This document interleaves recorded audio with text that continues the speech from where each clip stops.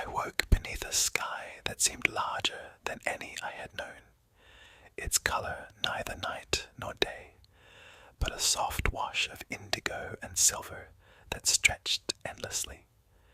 The air had a quiet weight, warm against my skin, carrying nothing of the world I had left behind.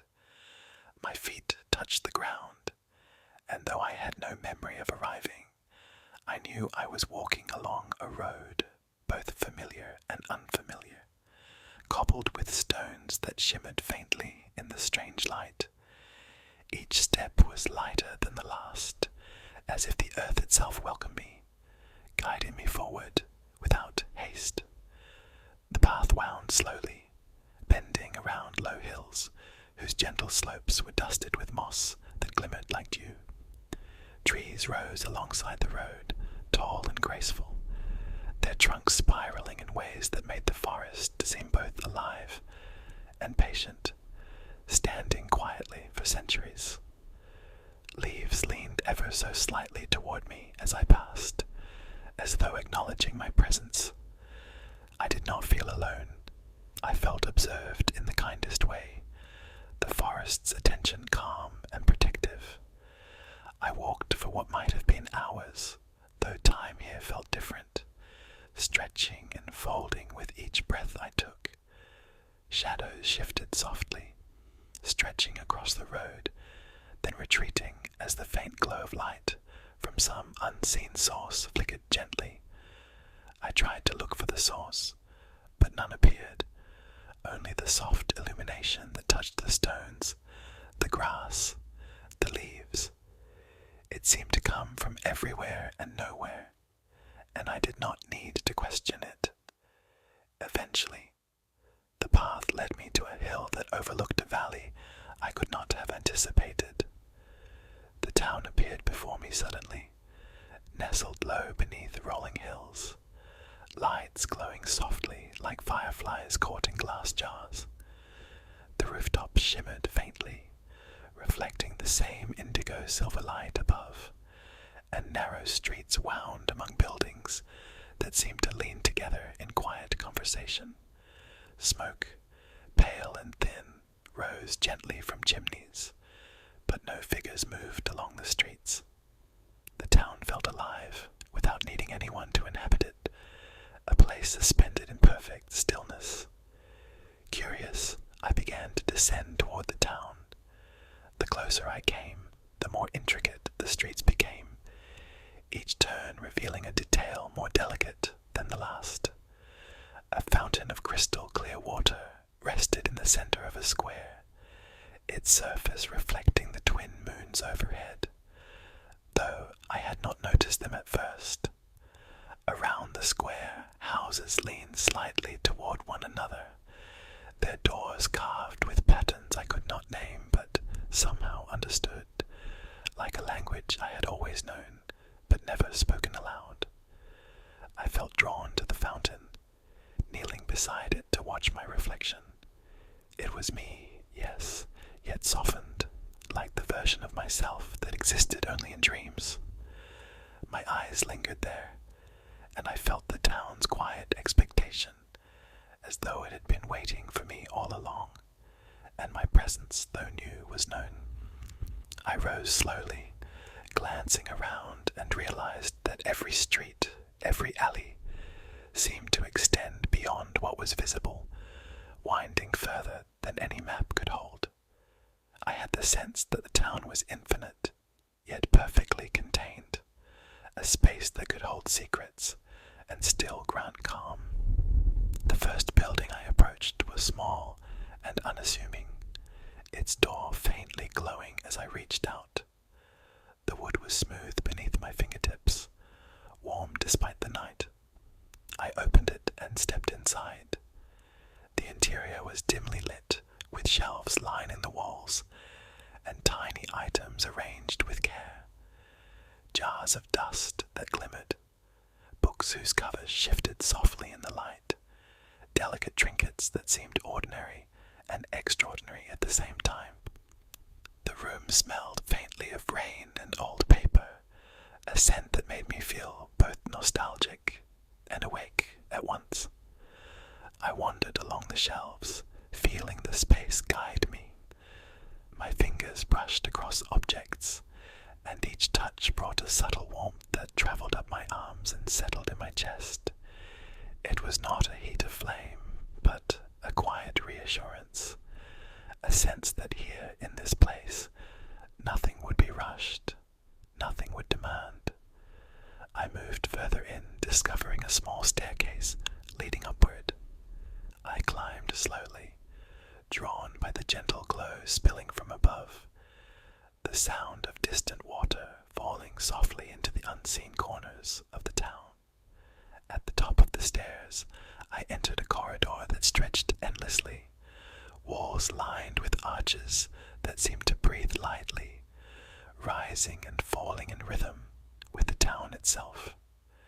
Soft light spilled through narrow windows, revealing glimpses of streets far below, rooftops glimmering, the fountain like a jewel at the center. I walked carefully, feeling the town guide my steps, and realized that the air here was different, heavier with possibilities, lighter with calm. Every breath brought clarity, every step a gentle tug forward. A doorway appeared at the end of the corridor, unmarked, but waiting. I pushed it open and found a balcony overlooking the town from above, streets twisting like ribbons below. The lights shimmered more brightly here, and I could see paths that led nowhere I had noticed before. Floating lanterns drifted lazily through the air, moving as if they had a purpose I could not yet understand. The sight filled me with a quiet wonder, a gentle shiver of curiosity that made me wish I could walk every street, explore every alley, follow every path to the edges of the impossible. I stepped onto the balcony, letting my hands brush the railing. The air was fragrant with something unnameable, warm moss, faint rain, and the soft essence of a place that held secrets without demanding them. I leaned forward slightly, watching as a narrow lane curved and disappeared behind a cluster of buildings. Something tugged at me, a subtle insistence that I follow, that I see what lay hidden just out of reach. I wanted to step down, to move into the heart of the town, but the balcony felt like the edge of everything I had known and all that awaited me. And then, in the corner of my eye, I noticed movement.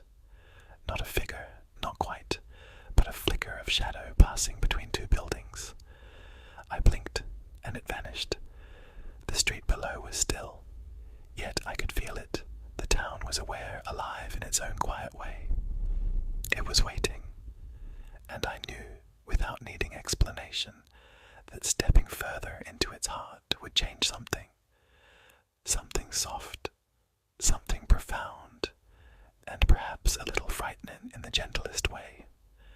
I lingered on the balcony, gazing at streets that wound endlessly, lanterns drifting, rooftops leaning toward one another. The air shimmered slightly, and I felt the pull stronger, tugging at my curiosity and my calm alike. I did not resist, but I paused, taking one long, slow breath, savoring the quiet anticipation. The town had opened its arms, and I had only taken the first step, and then the faintest sound reached me. Not noise exactly, but a vibration, soft and fleeting, as if the town itself whispered my name. I froze, heart stirring in a gentle rhythm that matched the subtle pulse in the air. It called me, beckoned me, yet offered no hurry. My next step would carry me beyond what I had known, into the town's hidden streets, into the paths that no one but dreamers ever saw. I inhaled, letting the anticipation bloom within me, and then I stepped forward toward the balcony's edge, ready to descend into the town that only exists in dreams. I stepped off the balcony and onto the winding street. The stones cool beneath my feet. The lanterns drifted overhead, swaying gently as if nudged by some invisible hand, and I followed their soft glow. Every corner I turned revealed streets I had not seen before, alleys that narrowed and widened unpredictably, and houses that leaned into each other, sharing walls and windows like quiet confidants. The town felt alive, but not with movement. It pulsed subtly, as if it breathed with patience and wisdom, each exhale guiding me deeper into its heart. A soft mist had begun to curl along the edges of the streets, delicate and silver, carrying the faint scent of rain and warm stone. It did not obscure, only soften the edges of buildings and signs, as though the town itself wanted me to wander slowly, to notice each detail, to lose myself willingly. I turned another corner and came upon a small plaza I had not seen from above, its center dominated by a sundial that gleamed faintly, though the sun or moon was nowhere in sight. The numbers were unfamiliar, curving in a gentle spiral rather than the traditional circle, and I traced my finger along the edge, feeling a warmth that spread softly through my hand. The buildings surrounding the plaza seemed older, their roofs tiled with stones that shimmered faintly under the ambient glow. Doors appeared and disappeared as I walked past them, some opening just enough to reveal a sliver of warm light within. Others closed tightly, sealed in a way that suggested secrets better left unspoken, or perhaps just waiting for the right visitor. I felt no urgency, no anxiety, only a quiet intrigue that made my steps deliberate, careful, yet ever forward. I paused before one particular doorway. It was small, unassuming, its wood pale and smooth, yet the carvings along its frame caught my eye. They were intricate patterns, twisting like vines or streams of smoke, and as I studied them, I felt a faint tug, like the town itself whispering a welcome. I pushed the door open and stepped inside. The interior was larger than it had any right to be. Low shelves lined the walls, filled with jars and boxes, books of every size and color, and objects I could not name. Light pulled gently from no clear source, illuminating a room that seemed both ordinary and impossible. A table stood in the center, with a single chair pulled slightly away, inviting. I approached it, noting the details around me. A jar filled with what appeared to be tiny glowing seeds, books whose pages turned slowly, as if reading themselves, and a mirror that reflected not just my image, but a soft echo of the streets outside. I ran my hand along the table, feeling the grain of the wood, the warmth lingering in my fingers. There was a softness here, an understanding in the air that whatever questions I carried would be met, and yet not all answers would come at once. The room seemed to stretch and fold subtly, corners appearing and vanishing just beyond the edges of my vision. I stepped closer to the mirror, curious, and saw not just my own reflection, but a faint shimmer of another figure standing just behind me, blurred, gentle, undefined. I turned quickly. Nothing. Only the quiet warmth of the room and the soft glow of light. Leaving the room, I found a narrow staircase spiraling downward. The steps were worn but steady beneath my feet. I descended slowly, each footfall muted by the soft material of the stairs, and emerged into a corridor unlike any I had seen before. The walls here were lined with doors, each unique, some tall and thin, some wide and squat, some carved with shapes that seemed to move subtly when unobserved. I hesitated before a small arched doorway, whose wood appeared slightly translucent, the faint glow inside beckoning me. Inside I discovered a small courtyard, open to the sky above. was soft and diffused, neither day nor night. Tiny flowers glowed faintly along the edges, petals drifting upward as if in slow motion, and a fountain in the center rippled gently, though no hand had touched it. I approached, placing my hands on the cool edge, and saw ripples spread across the surface, forming shapes that seemed familiar, yet I could not place them. A soft mist curled over the water, and within it, shapes of streets I had walked earlier appeared and vanished like memories. I stepped back, letting the courtyard guide my gaze, and noticed a narrow alley partially hidden by an archway of ivy. Something drew me to it, a quiet insistence that this path was meant for me. As I stepped forward, the air shifted subtly, warmer and sweeter, carrying faint scents of unknown blossoms. The alley widened into a street lined with small shops, their windows glowing softly. Each shop displayed objects that seemed alive in their stillness, spinning wheels that turned without touch, paintings that shimmered faintly when viewed from certain angles, and jars filled with substances that shifted color like slow-moving flames.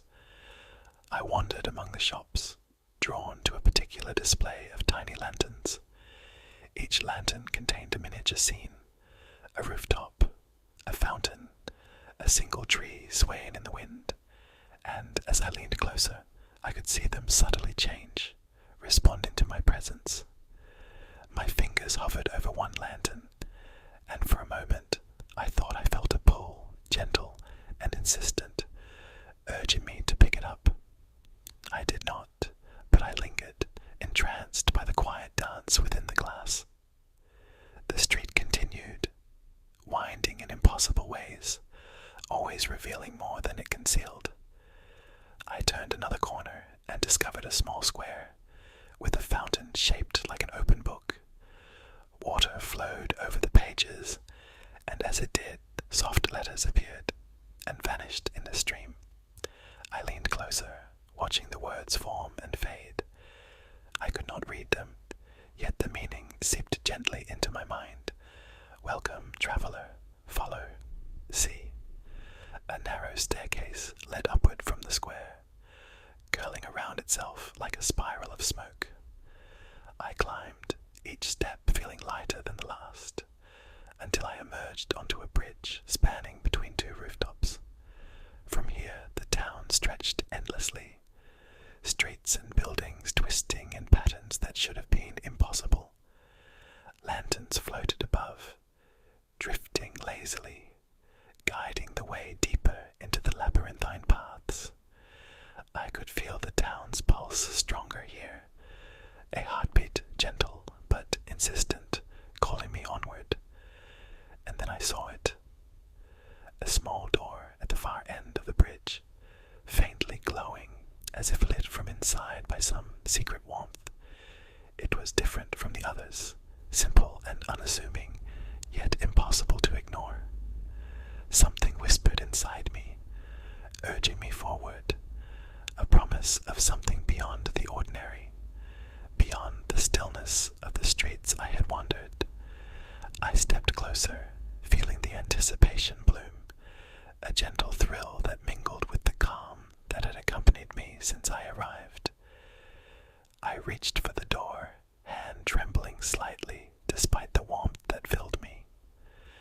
The moment I touched the wood, the air shifted, not violently, but subtly, like a current pulling at the edges of sleep.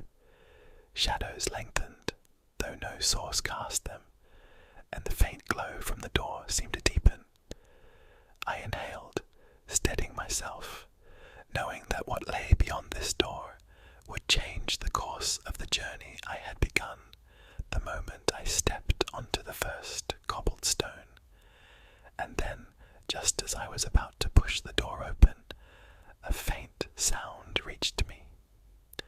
A bell, small and distant, echoing from somewhere deep within every sense alert, yet calm. The lanterns above flickered slightly, as if acknowledging the sound, and the streets below shimmered like glass, stretching and bending just beyond comprehension. I knew, without words, that beyond this door lay a place I had not yet imagined.